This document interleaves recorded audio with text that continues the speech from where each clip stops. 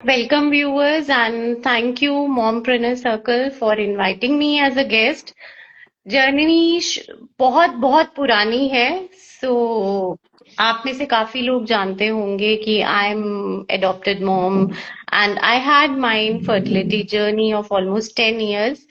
सो जब मेरे when I was carrying my twins तो मुझे बहुत ज्यादा इश्यूज थे। डे वन से pregnancy was very difficult and जब इश्यूज बढ़ते चले गए and I lost my twins during 24th week of my pregnancy. So उस टाइम से लेके कुछ और सालों तक मेरे अंदर एक गिल्ट था। द गिल्ट वाज लाइक के मैं ही रिस्पॉन्सिबल हूँ। मैं मेरी बॉडी मेरी सिचुएशन जो भी था, I am the main culprit जो मैं अपने बच्चों को नहीं बचा सकी।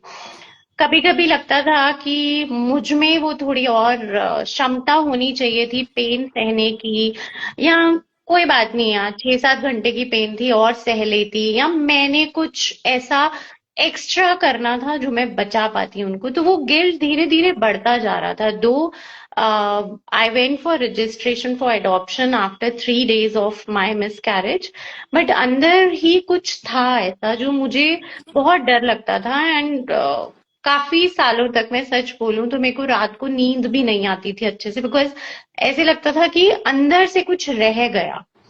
So when I had my daughter, वो धीरे धीरे बड़ी होने लगी। जब साल की हो गई, then I discuss this thing with my husband. मैंने उनको बोला कि यार हम जब इस जर्नी से निकल रहे थे हमें कुछ समझ नहीं थी। हम ऐसे ही लोगों से पूछते थे, 4 लोगों से पूछा, किसी ने बोला ये डॉक्टर अच्छा है, हम उसके पास चले गए।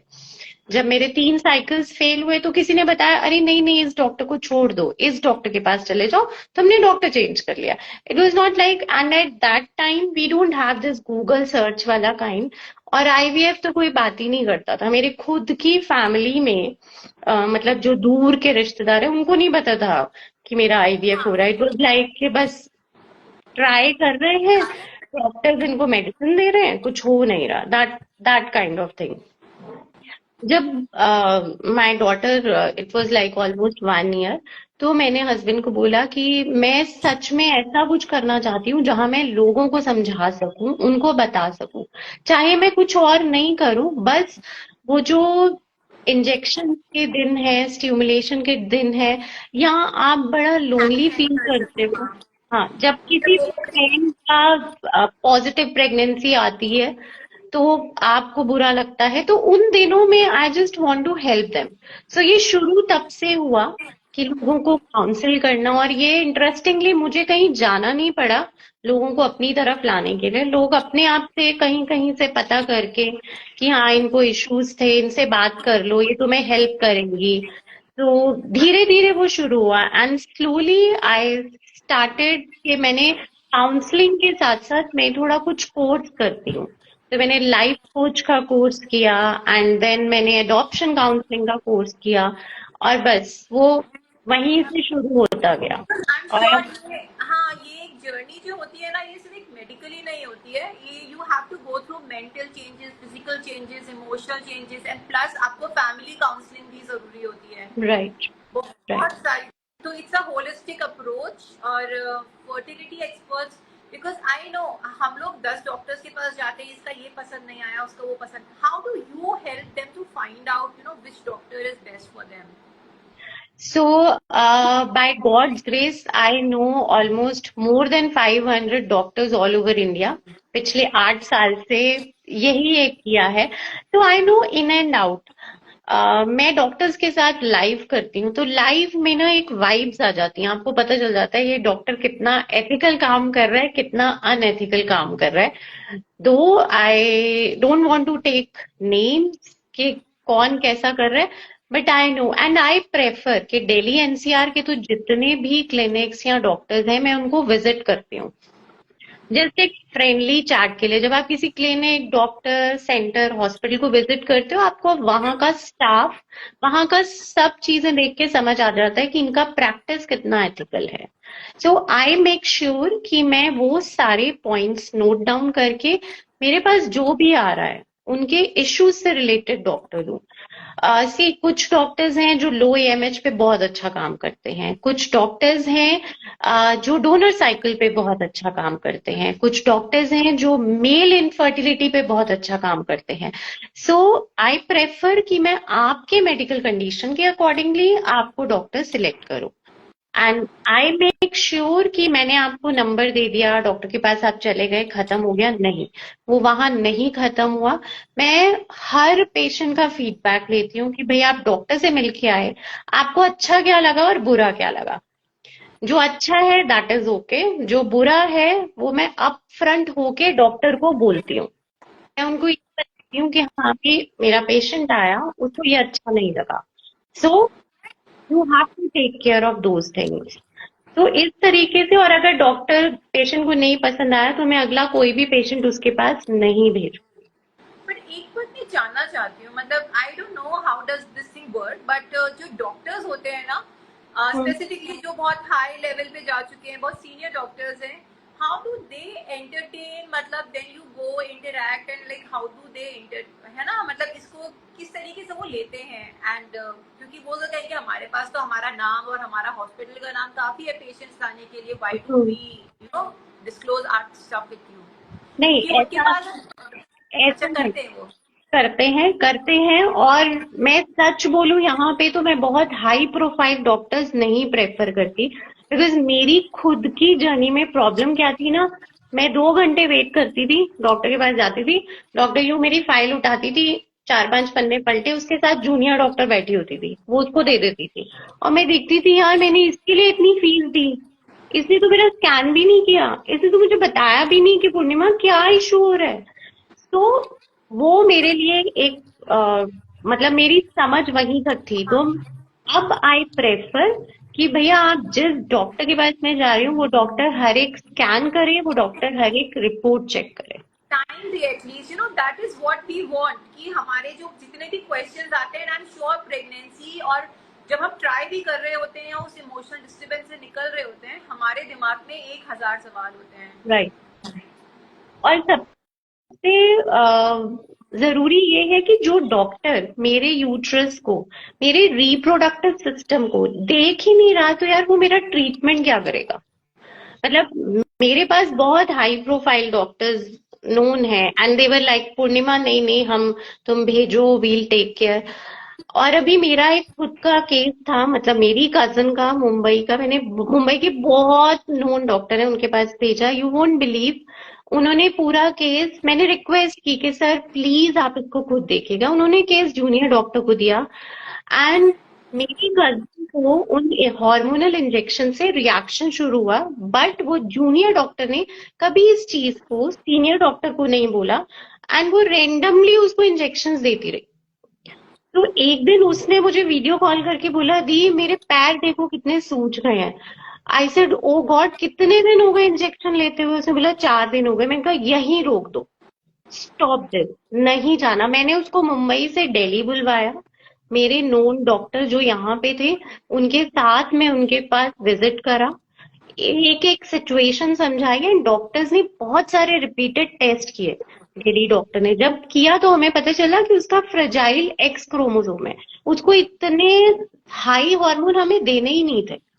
तो आप, मुझे पता है कि आप बहुत अच्छे डॉक्टर हैं, आपका आई थिंक 30-35 साल का एक्सपीरियंस है, बट सुनो वो एक्सपीरियंस मेरे लिए काम नहीं आएगा ना। मेरे लिए डॉक्टर भी इम्पोर्टेंट है, लेकिन मेरे लिए वो पेशेंट बहुत जरूरी है, क्योंकि हर पेशेंट की जर्नी में मुझे कहीं ना कहीं अपनी जर्नी दिखती है।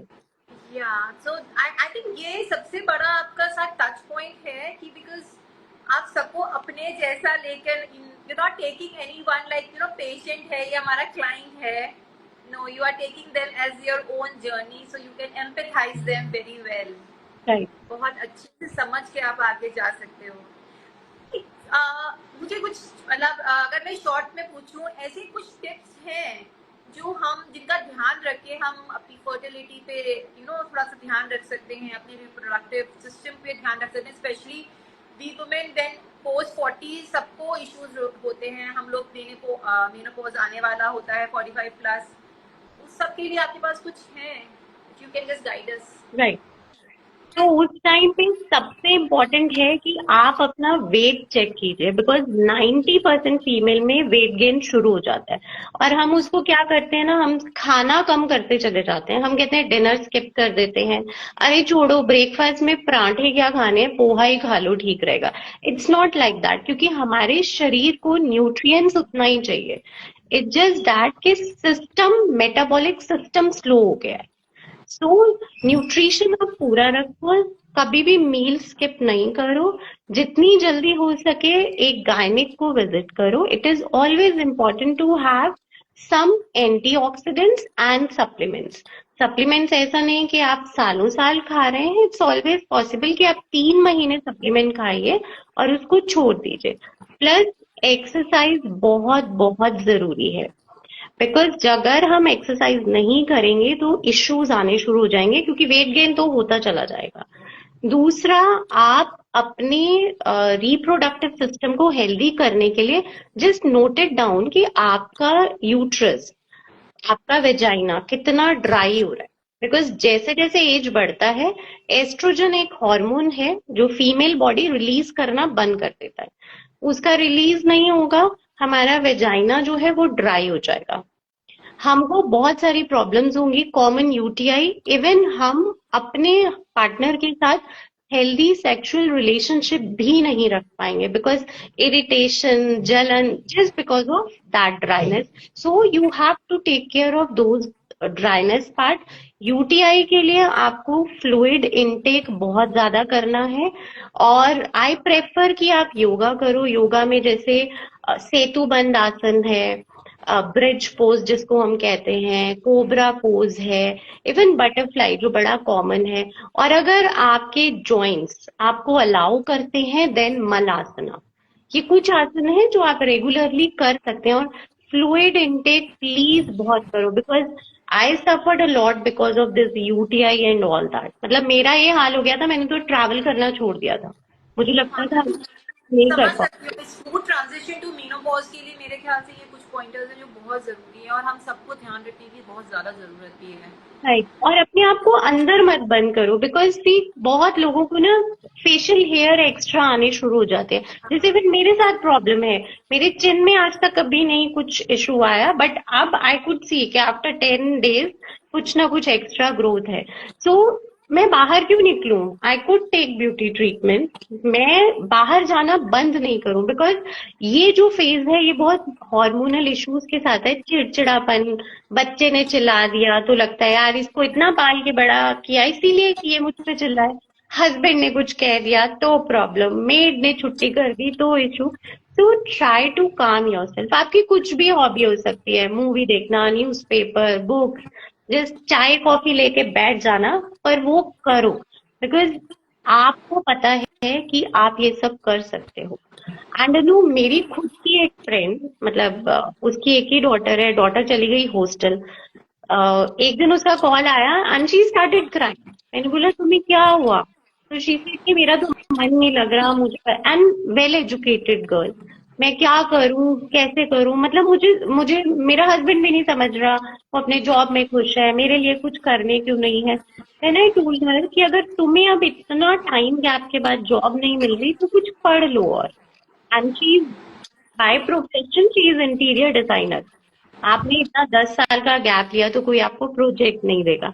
तो मैंने बोला चलो कोई बात नहीं, मैं अपना एक फ्लोर रेनोवेट कर रही हूँ, तुम मेरे पास आओ, मुझे आइडियाज दो कि कैसे करना। धीरे धीरे करके उसको इस तरीके से मैंने करा and now she okay. But ये होता है, हम हाँ, तो छूटते हमें हैं। डाइवर्जेंस की जरूरत होती है। आई थिंक 40 के बाद ना हमें स्टार्ट कर देना चाहिए उन चीजों को करना जो हमें काम डाउन करें। बिल्कुल ये बिल्कुल। हमारी फर्टिलिटी पे भी इफेक्ट करता है, हमारे मेनोपॉज ट्रांजिशंस में। बहुत बहुत फर्क है। एंड आप अगर ध्यान नहीं दोगे ना तो वेट गेन है, फेशियल हेयर है, इरिटेशन है, तो लोग अपने आप आपसे दूर जाते चले जाएंगे, बिकॉज आप वो सब नहीं कर रहे या कॉन्फिडेंस हमारा खुद का खो जाएगा, राइट? तो फिर हम कैसे वो कर पाएंगे? एक और बात पूछना चाहती हूँ, like we being moms, yes हम लोग ट्रांजिशन तो कर रहे हैं मेनोपॉज की तरफ, लेकिन साथ में हमारी बेटियां भी ट्रांजिशन कर रही है प्यूबर्टीज की तरफ, और यंग विमेन बनती हो रही है। उनके लिए if we can get some guides or tips so that it would be easier and even for the young boys right. कि जो छोटे बच्चे हैं हमें क्या रखना चाहिए ध्यान ताकि हमारा रिप्रोडक्टिव सिस्टम, हमारी फर्टिलिटी थोड़ी सी मेंटेन रहे, अच्छी रहे। सबसे ज्यादा जरूरी है गर्ल्स को और बॉयज को पर्सनल हाइजीन जरूर सिखाओ। लड़कियां फिर भी होती हैं कि जैसे बाहर से आई, पसीना आ गया तो उनको लगता है हम नहा लें, कपड़े बदल लें, लेकिन लड़कों में ये आदत नहीं होती। वो कहते हैं छोड़ो मम्मा, सुबह नहाएंगे देखा जाएगा। It's not like that. Male reproductive system जो है बॉडी के बाहर है। बॉडी के बाहर होने का रीजन ये है कि उसको ज्यादा हीट नहीं चाहिए। लेकिन जब बच्चे, लड़के खासकर खेल रहे हैं, भाग रहे हैं, दौड़ रहे हैं, तो हार्मोन्स बहुत ज्यादा जनरेट हो रहे हैं और बॉडी के साथ साथ उनका रिप्रोडक्टिव सिस्टम की भी हीट पड़ रही है। सो बाहर से जब भी वो खेल के आए, तुम्हें लगे कि पसीना वसीना आया हुआ है, so just tell them go take a shower. नहीं नहाना है, सर्दियां हैं या मन नहीं कर रहा, देन ऑल्सो कोई बात नहीं, at least change your undergarments, this is very important. और गर्ल्स के लिए यूटीआई इज वेरी कॉमन जब पीरियड्स शुरू होते हैं। लड़कियों को बोलो पानी पिए। जैसे कि कई होता है कि हम पानी ज्यादा पिएंगे तो बाहर वॉशरूम यूज करना इज नॉट सेफ, कोई बात नहीं, हमारे पास बहुत सारे ऑप्शंस हैं, सीट सैनिटाइजर्स है। जरूर हमेशा एक लड़की के बैग में आप टिश्यू रोल रखो कहीं पे भी, और सैनिटाइजर नहीं भी मिल रहा तो at least she can clean the seat and use that. और अपने रिप्रोडक्टिव पार्ट को, वेजाइना को वॉशरूम यूज करने के बाद ड्राई रखना इज रियली इम्पोर्टेंट, क्योंकि पसीना आ रहा है, उसमें सब कुछ है। एंड पीरियड्स में मेक श्योर कि आफ्टर एवरी 4 आवर्स के बाद वो अपने पैड चेंज करें। और कई बार क्या है कि लड़कियां बहुत सारी चीजों को, जैसे पीरियड्स शुरू होते हैं तो कॉन्शियस हो जाती हैं, तो बात करो, पूछो कि इस बार के आपके पीरियड्स कैसे थे, पेन तो नहीं हुई ज्यादा, क्लॉट्स तो नहीं आए बेटा, थाई में पेन है, बैक पेन है। और उस टाइम पे थोड़ा सा उस पर एक्स्ट्रा फोकस करो, बिकॉज उसके लिए वो नई चीज है। Mood swing is very common, और हम ये बोलते हैं ना कि मुझे तो 20 साल में जाके मूड स्विंग्स होने शुरू हुए थे, ऐसा नहीं है, टीनेजर से ही ये शुरू हो जाता है। और लड़कों को भी इस चीज के लिए सेंसिटिव करो। उनको ये पता होना चाहिए कि उसकी सिस्टर, उसकी क्लासमेट, उसकी फ्रेंड अगर उन दिनों में उसके पीरियड डे में उसको एक्स्ट्रा केयर की जरूरत है, घर से ही हम ये चीजें शुरू करनी चाहिए हमें। लाइक हमारे आई हैव डॉटर, तो जब डॉटर के पीरियड्स हैं तो हस्बैंड को पता है उसके पीरियड्स चल रहे हैं एंड वो एक एक्स्ट्रा केयर उसको देते हैं। आज मेरे पास मेरा बेटा भी होता तो भी मैं उसको यही सिखाती। छुपाने वाली बात नहीं है, इट्स जस्ट दैट कि हम सबको अच्छे तरीके से करना है। ना लड़के खराब हैं, गलत हैं, ना लड़कियां, बस ये है कि शायद हम उतना ओपन नहीं है। It's always good to talk. और आजकल स्कूल में बहुत अच्छा है, मेरी डॉटर के स्कूल में they have open circle conversation, उसमें वो ये डिस्कस करते हैं। तो घर में जैसे, हाँ हाँ, क्विक क्वेश्चन एक और रहेगा मेरा, अगर हमें एग फ्रीज करने हैं, because seeing the lifestyle disorders and diseases which is coming on, हम सबको इश्यूज आते जा रहे हैं फर्टिलिटी में, है ना, कंसीव करने में। अगर हमें एग फ्रीज करना है तो what should be the ideal time for our girls to get it freeze? 25 की एज ऐसी है जहाँ पे हमारी फर्टिलिटी बिल्कुल पीक पे होती है। तो 25 के हो रहे हो तो आई वुड सजेस्ट, पार्टनर नहीं है या पार्टनर है या डिसाइडेड नहीं है शादी करनी है नहीं करनी, विजिट गुड फर्टिलिटी स्पेशलिस्ट, बात करो। कुछ ऐसा लीगल फॉर्मेलिटी नहीं है, आप आराम से जाके एग फ्रीज कर सकते हो। और अब फ्रीजिंग टेक्नोलॉजीज इतनी अच्छी है कि हम 10 से 15 साल तक एग फ्रीज कर सकते हैं।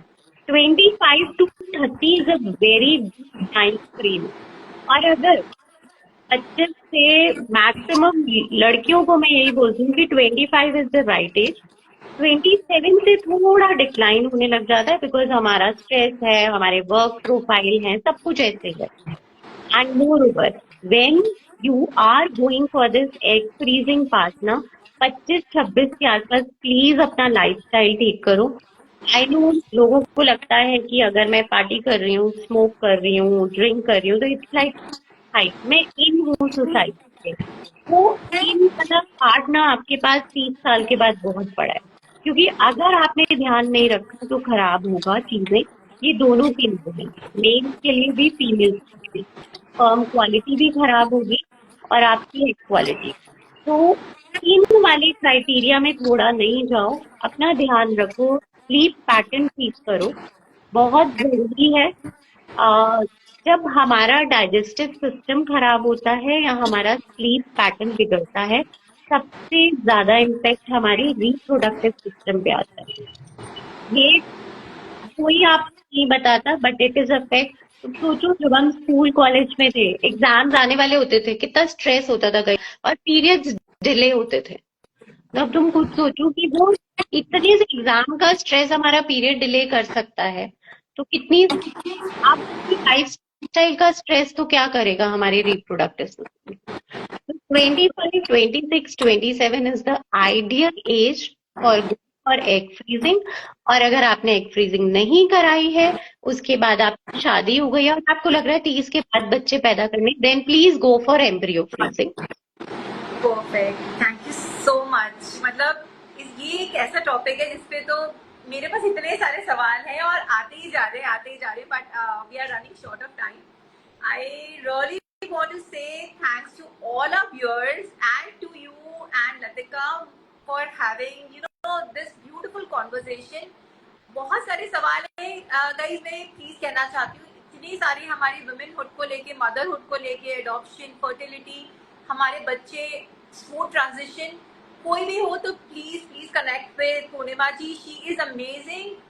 मैंने पर्सनल बहुत गाइडेंस देखी है इनके लिए and I was really carried away. Thank you so much, Purnima ji, and yes, stay connected till our next talk session on MC Talk.